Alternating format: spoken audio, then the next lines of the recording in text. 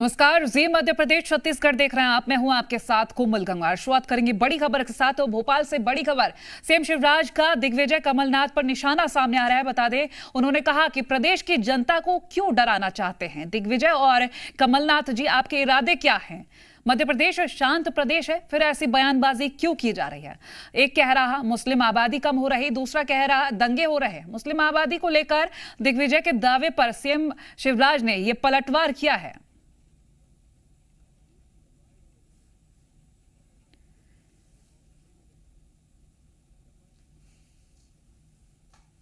तो देखिए, आपको बता दें, सीएम शिवराज ने कहा कि मध्य प्रदेश शांति का टापू है। ऐसे में लोगों को भड़काने का काम किया जा रहा है। प्रदेश की जनता को क्यों डराना चाहते हैं? कांग्रेस पर निशाना साधते हुए नजर आए हैं दिग्विजय और कमलनाथ जी, आपके इरादे क्या हैं? और उन्होंने साथ ही ये भी कहा कि एक कहता है कि मुस्लिमों की आबादी कम हो रही है, दूसरा कहता है कि दंगे हो रहे हैं। आखिर जनता को क्यों डराना चाहते हैं? तो सीएम शिवराज ने दोनों पर ही निशाना साधा है और अपने बयान में उन्होंने ये तमाम बातें कही हैं। जहां मध्य प्रदेश को शांति का टापू बताते हुए कहा कि यहां पर प्रदेश की जनता को क्यों डराना चाहते हैं आप लोग। कुछ दिनों से मैं देख रहा हूं, चाहे श्री कमलनाथ जी हों और चाहे श्री दिग्विजय सिंह जी हों। कल दिग्विजय जी बोल रहे थे कि मुस्लिम की संख्या घट रही है। कमलनाथ जी ने रोज अफ्तार में बोला कि दंगे भड़क रहे हैं।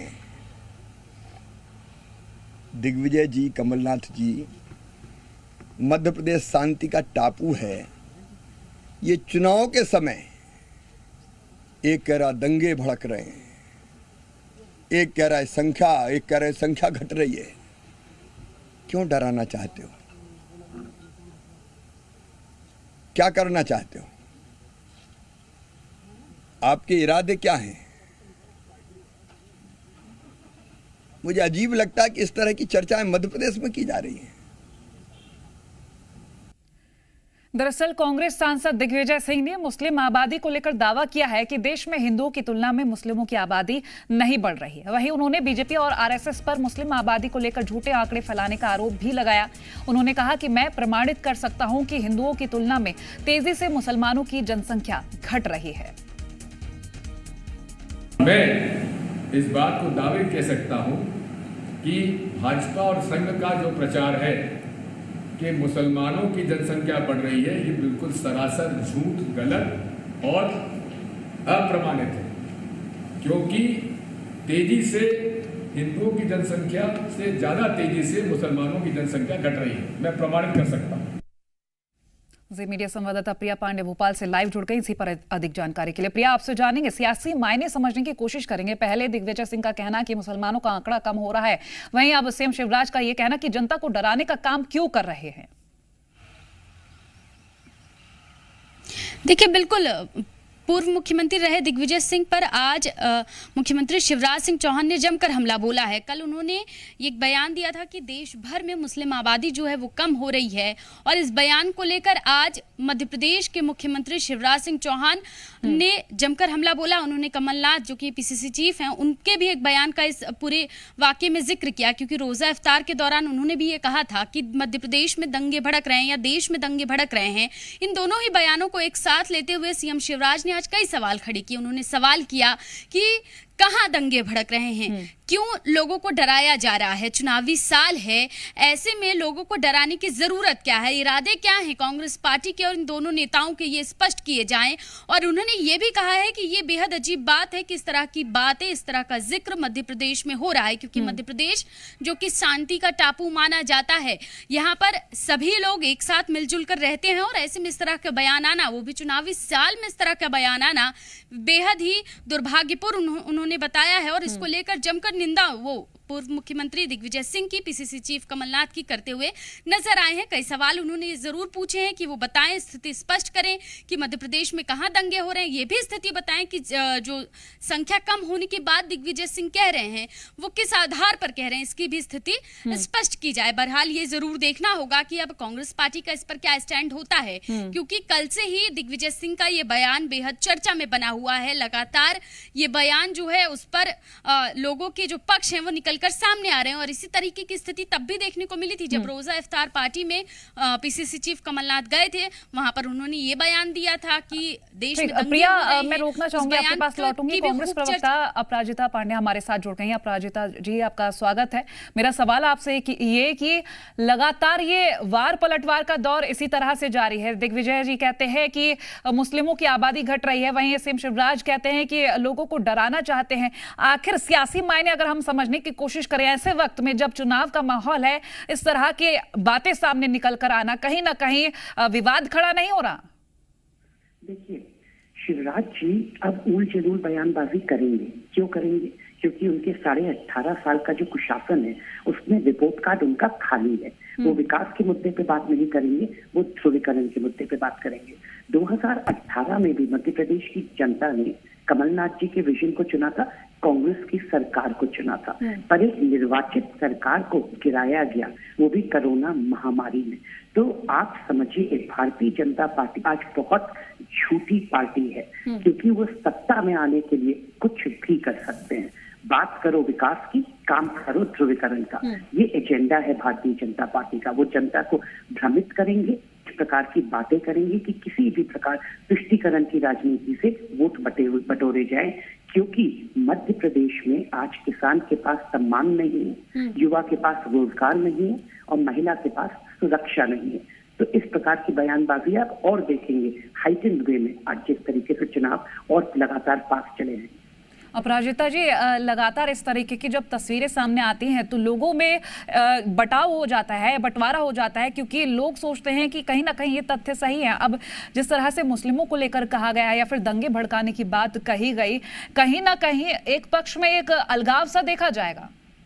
देखिए, आज मध्य प्रदेश में क्या हो रहा है, भारतीय जनता पार्टी बार बार कहती है राम राम राम नाम लेती है, पर हमने इंदौर में देखा राम नवमी के पावन अवसर पर 36 लोगों की मृत्यु हो गई। जब माननीय मुख्यमंत्री शिवराज जी और नरोत्तम मिश्रा जी वहां पहुंचे तो उनको जनता का आक्रोश झेलना पड़ा, उन्हें वहां से जनता ने नकार कर वापस भेज दिया। खरगोन में देख लीजिए, खरगोन में जब पुलिस की इंटेलिजेंस रिपोर्ट ने साफ कहा था कि इस समय रामनवमी का जुलूस नहीं निकलना चाहिए, दंगे भड़क सकते हैं, उस इंटेलिजेंस की रिपोर्ट को दरकिनार करते हुए आगे बढ़ा गया। क्यों? क्योंकि भारतीय जनता पार्टी को लोगों की जानों की कोई भी परवाह नहीं है। जब कोरोना महामारी में लोगों के पास बेड नहीं था, दवाइयां नहीं थी, रेमडेसिविर नहीं था, तो मैंने आपको बताया ये सरकार गिराने में लगे थे। आज भी ये तुष्टीकरण की राजनीति करेंगे, लोगों को लोगों से लड़वाएंगे, क्योंकि इनका रिपोर्ट कार्ड खाली है। महिलाओं को इन्होंने सुरक्षा नहीं दी। बार बार कहते हैं किसान की आमदनी दुगनी करेंगे, कृषि को लाभ का धंधा बनाएंगे, वैसा कुछ नहीं हुआ। हमारे प्रदेश में हमारे किसान भाई बीज के लिए लड़ने, फर्टिलाइजर्स कितने महंगे आपके सामने। ठीक है अपराजिता जी, हमारे साथ हितेश जी बीजेपी से जुड़ गए हैं। हितेश जी, स्वागत है आपका। और सवाल मेरा ये कि लगातार कांग्रेस कह रही है कि कहते कुछ करते कुछ है बीजेपी वाले, और फिलहाल जो वार पलटवार का दौर एक बार फिर से नजर आ रहा है। दिग्विजय कहते हैं कि आंकड़ा मुस्लिमों का घट रहा है, और वहीं सीएम शिवराज कहते हैं कि लोगों को डराने का काम किया जा रहा है। आखिर इरादे क्या है? आपको नहीं लग रहा है इसका अलग ही असर जा रहा है? देखिए, विकास के मुद्दों पर कांग्रेस चुनाव नहीं लड़ सकती और जीत नहीं सकती, इसीलिए दिग्विजय सिंह कभी भी बिजली सड़क पानी की तो बात ही करते नहीं मिलेंगे आपको कहीं पर, हमेशा हिंदू मुसलमान। और यही कमलनाथ जी ने सीख लिया है। अभी जैसे मैं सुन रहा था, आप किसानों की बात कर रहे थे, मंदसौर में भी करी थी, वहां पर 5 नामजद कांग्रेस के पदाधिकारियों को दंगा कराने पे, जिसमें किसानों की आपको ध्यान होगा मृत्यु हो गई थी ना, वहां नामजद 5 पदाधिकारी हैं जिनको 5-5, 7-7 साल की सश्रम कारावास की सजा हुई है ट्रायल कोर्ट से। तो दंगों के पीछे कौन है? किसानों के पीछे हो या आप दंगों के पीछे हो? पीएफआई का कैडर कांग्रेस का कैडर क्यों बन जाता है? और उसके बाद जेल में है वो, खरगोन, बड़वानी और सब जगह के उसमें। तो इस बात को समझना होगा। इनने अभी एक को जो इंदौर में प्रवक्ता बनाया है, वो भाई हमारा पीएफआई के साथ मिलकर थाना जला रहा था हिंदू मुसलमान में।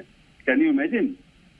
और उसके बाद आप सोचो, कमलनाथ जी इफ्तार के लिए जाते हैं, वहां जाकर रोजा इफ्तार साहब खुदा की इबादत है, वहां डरा रहे उनको कि सब तुमने मेरा साथ नहीं दिया तो दंगे हो जाएंगे। देख रहे हो क्या हाल हो रहा है, जबकि कोई दंगा नहीं हो रहा आज की डेट में मध्य प्रदेश में। उसके बाद मौलानाओं की बैठक लेते हैं, बोलते 90% मेरे को वोट दो, नहीं तो नहीं होगा।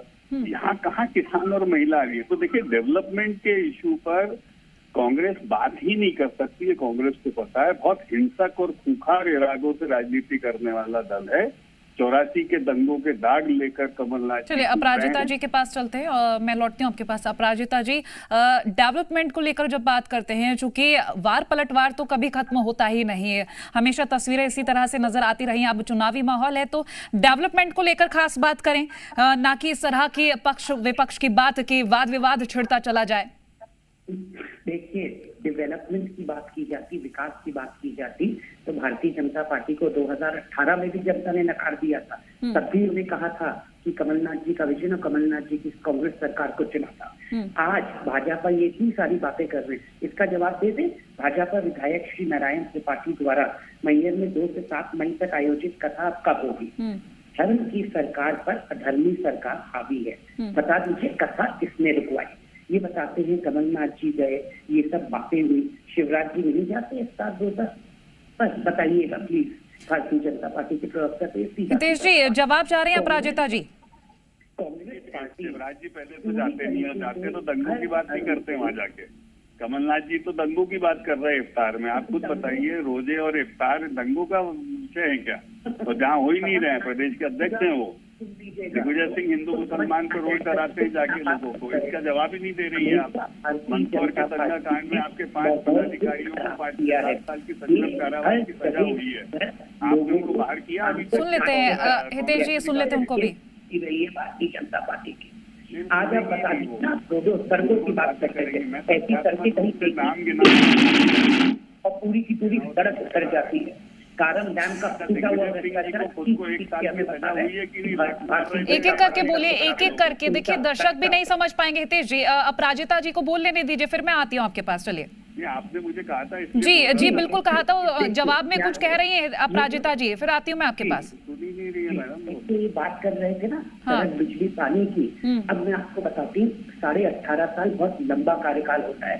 जवाब जनता तय करेगी। आज सड़कों की ये हालत है हमारे प्रदेश में। राजधानी भोपाल में एक बार बारिश होती है, ये भाजपा का भ्रष्टाचार, फूट कर भ्रष्टाचार चीख कर हमें बताते हैं। ठीक, अपराजिता जी, हितेश जी आप कुछ पूछ रहे हैं, उनसे उनकी भी सुन लेते हैं। बोलिए हितेश जी। जी देखिए, मंदसौर के दंगे कराने के एवज में 5 कांग्रेस के पदाधिकारियों को 5 साल की सश्रम कारावास की सजा नहीं हुई है क्या? नंबर 1, दिग्विजय सिंह को स्वयं गाड़ी से उतरकर लाठियां मारने के आरोप में उनको सजा नहीं हुई है क्या? पूछिए उनसे। 1 साल की ट्रायल कोर्ट ने उनको सजा दे रखी है आपराधिक मामले में। क्या आपराधिक मामले में राहुल गांधी को सजा दी हुई है क्या 2 साल की? सीआरपीसी में हुई है, कोई दूसरे अपराधों में, राजनीतिक अपराधों में नहीं हुई है। 84 के दंगों के दाग क्या कमलनाथ पर नहीं लगे हैं? इसका सीधा जवाब दीजिए ना। और डाइवर्ट एंड डिस्ट्रैक्ट मत बताइए। मैडम ये सुनेंगी नहीं, अब आप इनको कुछ बोलेंगी नहीं, हम क्या करें बताइए? हम तो भाजपा वाले आपकी बात मान लेते। किसानों की आज हर वर्ग आक्रोशित नहीं सुन रही है अपना मोनोलॉग भाषण। ठीक है अपराजिता जी, वो कुछ सवाल कर रहे हैं, शायद आपने सवाल सुने लेकिन जवाब नहीं दिया। अपराजिता जी, हितेश जी किसानों को लेकर भी बात कर रहे हैं कि किसान वर्ग को लेकर काफी ज्यादा आक्रोश किसानों में भी देखा गया, चाहे सरकार की तरफ से कैसी योजनाएं लाई गई, लेकिन किसान में भी नाखुशी दिखी है। बिल्कुल, आज किसान के दर भटक रहा है हाथ और बीजे के लिए। ये आपने मध्य प्रदेश की हालत कर दी। बड़ी बड़ी बातें करते हैं। चलिए हाल ही में बात करते हैं, क्या हुआ नवनियुक्त शिक्षकों का जो बुलाया गया था सर्टिफिकेट देने का माननीय शिवराज जी ने। 25,000 नवनियुक्त शिक्षकों को सर्टिफिकेट बांटने वाले थे, आयोजन किया था दशहरा मैदान में। चलिए आखिर में कुछ वक्त के लिए हितेश जी को सुन लेते हैं। हितेश जी बोलिएगा, आप क्या कहना चाहेंगे? जी आपकी आवाज नहीं आई मुझे। चलिए, शुक्रिया हितेश जी और अपराजिता जी हमारे साथ जुड़ने के लिए। तो देखिए, आपने सुना ही, कांग्रेस प्रवक्ता और बीजेपी प्रवक्ता दोनों ही एक दूसरे पर अभी भी आरोप ही लगा रहे हैं, एक दूसरे की कमियां ही गिना रहे हैं। यहाँ पर साफ नजर आ रहा है कि एक दूसरे को लेकर क्या कुछ विचार रखे जा रहे हैं। फिलहाल जो बयान दिए गए वो भी हमने आपको सुनवाए ही हैं किस तरह से